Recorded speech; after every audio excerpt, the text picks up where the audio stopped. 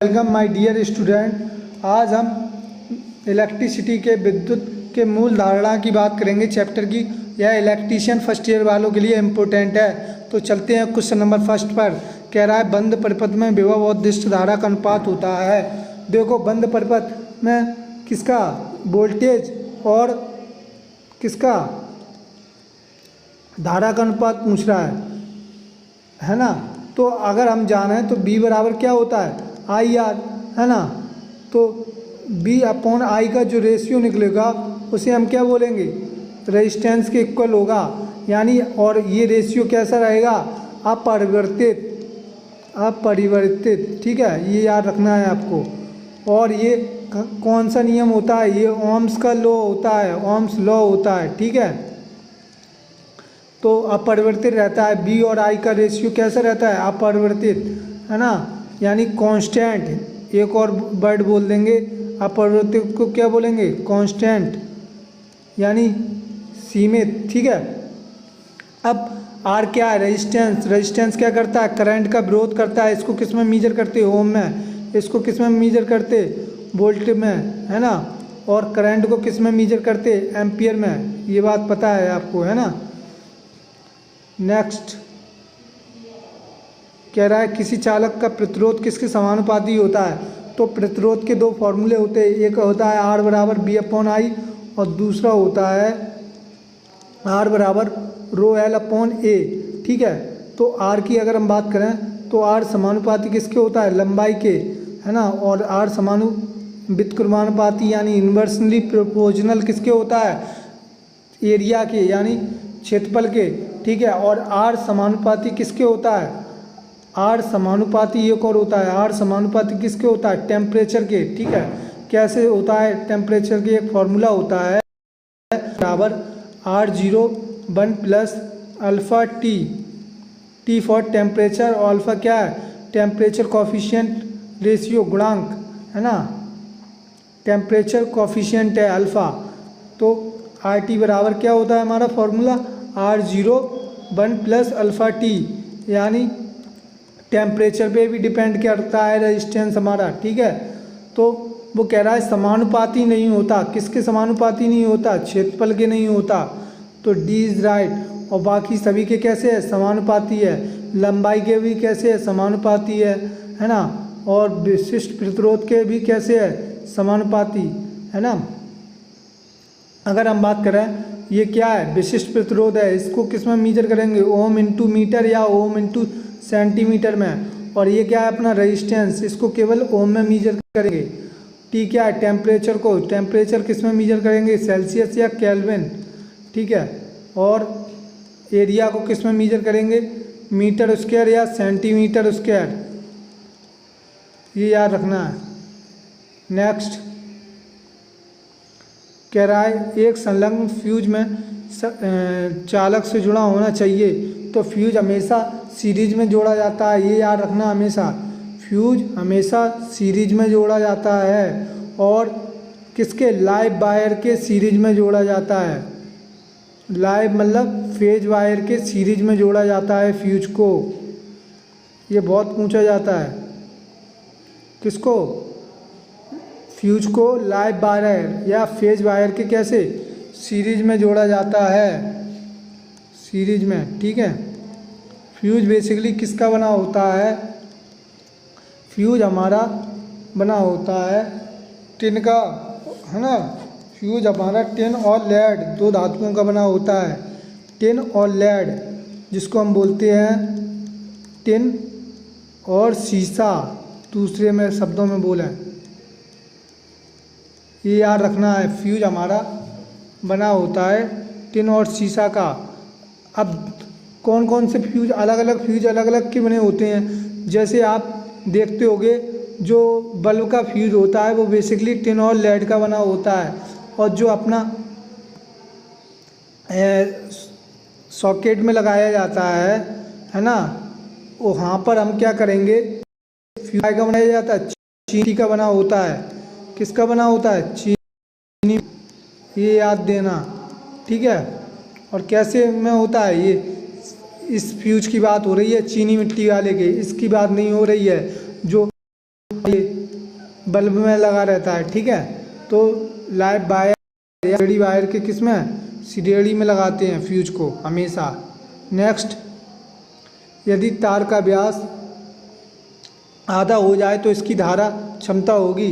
एक फॉर्मूला होता है हमारा, अगर हम बात करें फॉर्मूले, ये होता है R बराबर रो एल अपॉन ए, R बराबर ए, जहाँ रो क्या है विशिष्ट प्रतिरोध, ओम इंटू मीटर में लेंगे, एल क्या है लंबाई, ए क्या है एरिया, ठीक है।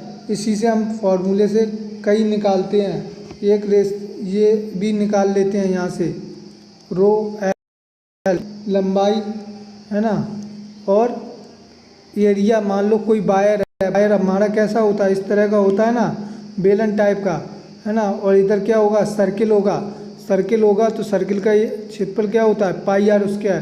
तो एक रिलेशन निकल के आता है, अगर देखा जाए R1 अपना R2, और क्या निकलेगा, ये कैसा है प्रोपोर्शनल है लंबाई के, तो L1 अपॉन L2, ठीक है। और क्या निकलेगा अपना, निकलेगा ये, और ये क्षेत्रफल के कैसे है रेडियंस व्युत्क्रमानुपाती है, तो R1 बटे R2 बराबर क्या आ जाएगा अपना A2 अपॉन A1 ये। और एक और रिलेशन निकलता है इसके बीच का त्रिज्या के, R1 अपॉन R2 बराबर किसके होगा, अब ये कैसे हैं अपोजिट हैं है ना, व्युत्क्रमानुपाती हैं, तो क्या होगा R2 स्क्वायर बटे R1 स्क्वायर। और एक और रिलेशन निकलेगा अपना, अगर हम देखा जाए त्रिज्या को क्या लिख सकते हैं, त्रिज्या हमारी किसके बराबर होती है,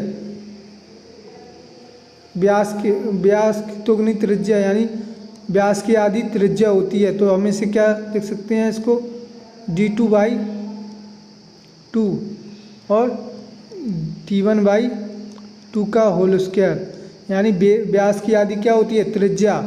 तो सीधी सी बात है, 2 से 2 कट जाएगा तो क्या आ जाएगा, आएगा अपना R1 बटे R2 बराबर d2 square upon d1 square, ठीक है, ये निकल के आएगा। तो कुल मिलाकर मतलब क्या निकला कि R1 बटे R2 बराबर होगा L1 बटे L2 है ना, बराबर किसके होगा A2 अपॉन A1 है ना, बराबर किसके होगा R2 स्क्वायर बटे R1 स्क्वायर, ठीक है। और किसके बराबर होगा,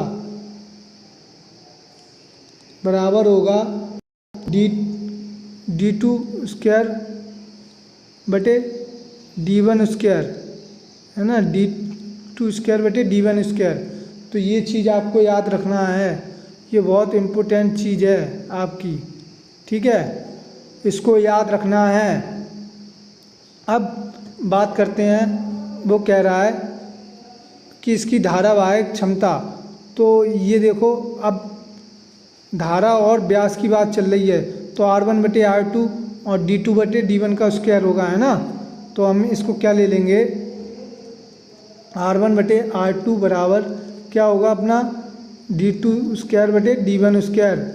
तो यहाँ से अगर R बराबर क्या होता है B अपॉन I, तो जो R होगा R बराबर होता है B अपॉन I। तो रेजिस्टेंस धारा के कैसे है अपोजिट है, तो यहाँ क्या लिख सकते हैं हम, फिर हो जाएगा I2 बटे I1 हो जाएगा, रेजिस्टेंस अपोजिट हो जाएगा, धारा के कैसे है रेजिस्टेंस अपोजिट है ना, तो हो जाएगा d2 स्क्वायर बटे d1 स्क्वायर।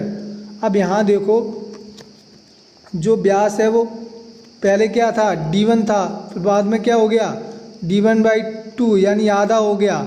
तो सीधी सी बात है, तो I2 अपॉन I1 है ना, बराबर क्या, पहले व्यास अपना d1 था, फिर क्या हो गया d2 क्या हो गया d1/2।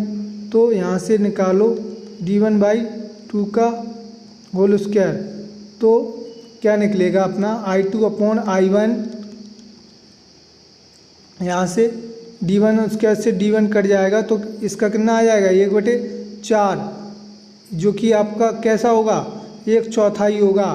तो यहाँ से निकलेगा I2 बराबर 1/4 I1, जो I2 निकल के आएगा वो कैसा निकल के आएगा, 1/4। तो ये इज राइट आंसर। नेक्स्ट, यदि कह रहा है क्वेश्चन, यदि एक सामग्री अतिचालक बन जाती है तो इसकी प्रतिरोधकता क्या होती है, 0 होती है। अतिचालक की प्रतिरोधकता यानी रेजिस्टिविटी क्या होती है, 0 होती है, ये याद रखना है आपको। नेक्स्ट, 0 होती है प्रतिरोधकता किसकी, अतिचालक पदार्थ की। नेक्स्ट कह रहा है सड़कों गलियों में प्रकाशमय करने के लिए जो लैंप लगाए जाते हैं वो कैसे लगाए जाते हैं, पैरेलल लगाए जाते हैं। जो आप रोड पे देखते होंगे या गली वगैरह में जो मरकरी लाइट लगाई जाती हैं वो बेसिकली पैरेलल लगाई जाती हैं, समांतर क्रम में लगाई जाती हैं। क्यों लगाई जाती हैं, क्योंकि इसका एक रीज़न ये है कि मान लो सीरीज में लगाएंगे तो एक ख़राब हुई तो फिर दूसरी नहीं जल पाएगी, इसलिए पैरेलल में लगाते हैं। अगर एक ख़राब भी हो गई ना तो दूसरी जलती रहे। नेक्स्ट, किसी प्रतिरोधक में शक्ति हानि दिया जाता है तो शक्ति को हम डिफाइन करते हैं P बराबर V²/R से, और एक शक्ति का फॉर्मूला होता है P बराबर VI, एक होता है P बराबर I²R और एक होता है P बराबर W/T। ये सभी फॉर्मूले हमारे क्या हैं, शक्ति के फॉर्मूले होते हैं। शक्ति होती क्या है, पावर किसे कहते हैं, पावर कहते हैं एकांक समय में किए गए कार्य को हम क्या बोलते हैं, पावर, या कार्य करने की दर को हम क्या बोलते हैं, पावर। इस तरह भी इसकी डेफिनेशन निकाल सकते हैं। इसका जो मात्रक होता है वो होता है वाट या किलोवाट, ये याद रखना है, वाट या किलोवाट दोनों मात्रक होता है। तो अब देखो इनमें से मैच कर रहा है, तो हमारा फर्स्ट मैच कर रहा है P बराबर V²/R, तो D is right answer. Next कह रहा है ओम का नियम लागू होता है, तो ओम के नियम की अगर हम बात करें, ओम्स लॉ कहता है यदि किसी चालक की भौतिक अवस्थाएं कोई भी चालक है तो उसकी भौतिक अवस्था कौन कौन सी होगी, जैसे ताप, दाब, आयतन, ये तीनों भौतिक अवस्थाएं होती हैं। यदि किसी चालक की भौतिक अवस्थाएं जैसे ताप, दाब, आयतन, वॉल्यूम आदि में क्या परिवर्तन ना हो, आदि में परिवर्तन ना हो तो चालक पर लगा विभवांतर उसके समानुपाती होता है। एक बार और, यदि किसी चालक की भौतिक ताप, दाब, आयतन आदि में परिवर्तन ना हो तो विभवांतर होता है धारा के। तो जब समानुपाती का चिन्ह रेजिस्टेंस आएगा अपना, यही हमारा क्या कहलाता है, बी क्या है, वोल्टेज है। वोल्टेज को हम किस में मापेंगे, वोल्ट में। करंट को हम किस में मापते हैं, एम्पियर में। और आर क्या है, रेजिस्टेंस मतलब प्रतिरोध को किस में मापते हैं, ओम में। रेजिस्टेंस होता है वो इस तरह होता है, ओम का नियम लागू होता है, तो ओम नियम केवल चालकों के लिए लागू होता है। अभी बताया, यदि किसी चालक की भौतिक अवस्था तो किस पे लागू हो रहा है, केवल चालक पे, तो ए इज राइट आंसर। नेक्स्ट कह रहा है पीतल किसका मिश्रण होता है। अगर हम पीतल की बात करें तो एक ट्रिक याद रख लो आप लोग, पिताजी। क्या पिताजी, पीतल किसका मिश्रण है, तामा और जस्ता, यानी ता से तामा और जा से जस्ता। पिताजी यानी कॉपर और जिंक का मिश्रण हमारा क्या कहलाता है, पीतल, जिसमें कॉपर 60% होता है और जिंक यानी जस्ता हमारा 40% होता है। तो ये इज राइट आंसर। नेक्स्ट कह रहा है चालक का प्रतिरोध किस पर निर्भर नहीं करता। तो चालक के प्रतिरोध के दो फॉर्मूले बताए थे, एक होता है R बराबर B/I और दूसरा होता है R बराबर ρL/A। ठीक है, अगर हम बात करें प्रतिरोध की तो किस पे निर्भर करता है, लंबाई के समानुपाती होता है। ठीक है, और टेम्परेचर के भी समानुपाती होता है। लेकिन एरिया की बात करें तो प्रतिरोध कैसा होता है, व्युत्क्रमानुपाती होता है। तो वो कह रहा है किस पर निर्भर नहीं करता, और चालक के पदार्थ पे भी निर्भर करता है। ये जो हमारा रेजिस्टेंस है वो पदार्थ पे भी निर्भर करता है, किस पे, केवल आकार पर निर्भर नहीं करता। तो ये गलत है, ये सभी हमारे क्या हैं, सही, इन पे निर्भर करता है लेकिन आकार पर निर्भर नहीं करता। नेक्स्ट कह रहा है निम्नलिखित में से कौन सा पदार्थ पीजो इलेक्ट्रिक पदार्थ है, तो हमारा पीजो इलेक्ट्रिक पदार्थ क्वार्ट्ज है। पीजो इलेक्ट्रिक की बात करें हम, पीजो इलेक्ट्रिक प्रभाव होता क्या है बेसिकली, जब हम किसी को मैकेनिकल एनर्जी दे रहे हैं तो उस पर से हमें इलेक्ट्रिकल एनर्जी मिलती है, यही हमारा पीजो इलेक्ट्रिक प्रभाव में आता है, जैसे क्वार्ट्ज है।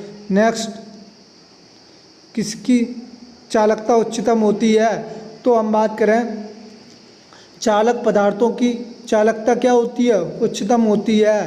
चालक जो भी मटेरियल रहेंगे उनकी क्या होगी, चालकता उच्च होगी। जैसे बात करें सबसे ज़्यादा होती है चांदी की, फिर उसके बाद कॉपर की, फिर उसके